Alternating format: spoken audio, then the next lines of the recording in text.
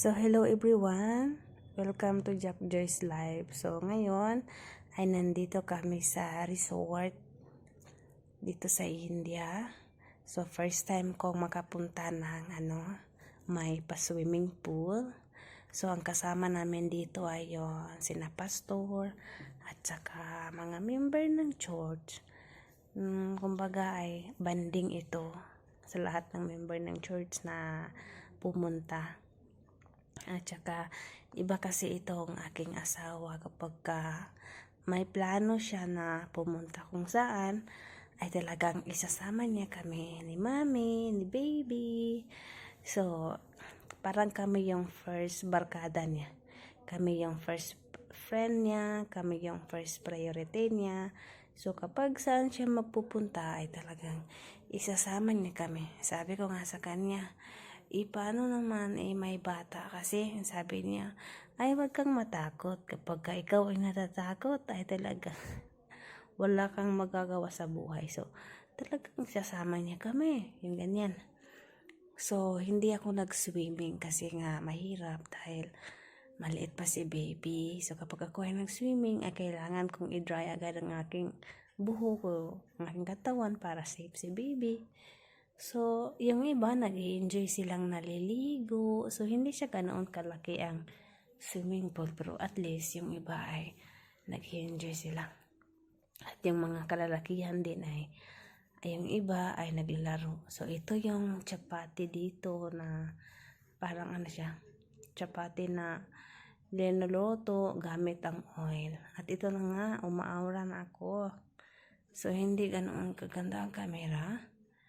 So, para lang maipakita ko sa inyo ng aking pagmumukha din. Charot. Kasama ko si baby. So, ang aking baby nga pala ay mag-performance na. So, ang dali lang ng panahon. Time so fast. So, nung una ay hirap pa akong maglakad. Kakasiis.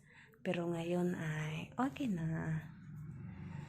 Ito nga sila, naglalaro sila. Ako dito lang sa gilid, kasama si baby.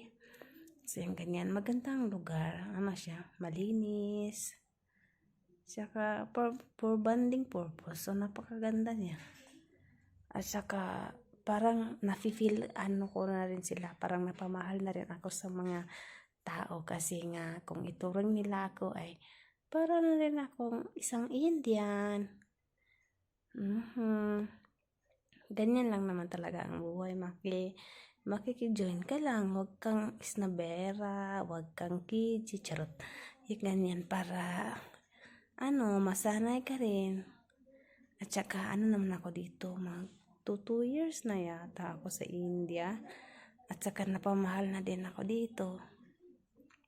So, ito na nga, ito yung laro na, siya, kutsara. Then, may maliit na bula. Hindi siya lemon kung saan sa Pilipinas sa lemon. O yun, naka-green ako. Naka-green ako dyan. Sila ang lalakas maglakad. Sabi ng asawa ko, uy, ang slow mo naman. Nakala ko mananalo ka. Ang prizes dyan ay chocolate. Yung, just for fun lang. So, ito na si baby. Tulog ng tulog. Itong anak ko kasi kapag pumunta kami kahit saan, ay matutulog lang siya. So, napaka-behave. So, yung ganyan. Matutulog lang yan siya. Hayaan niya lang kaming mag-i-enjoy. At ito rin, murmura to. Paano sila pabilisan ng pagkain. Siya, parang sa atin ay ampaw. Pero dito ay tinatawag na murmura. Gusto ko rin sumali nito pero feeling ko parang hindi kasi ako marunong pa magsalita ng Hindi. At saka sabi ng asawa ko, tumingin ka doon. Kung gusto mong sumali ka rin. Kasi nga kapag hindi ka sumasali, ay mabuboard ka lang at isipin mong mas mabuti pang matulog sa sa puno ng kahoy.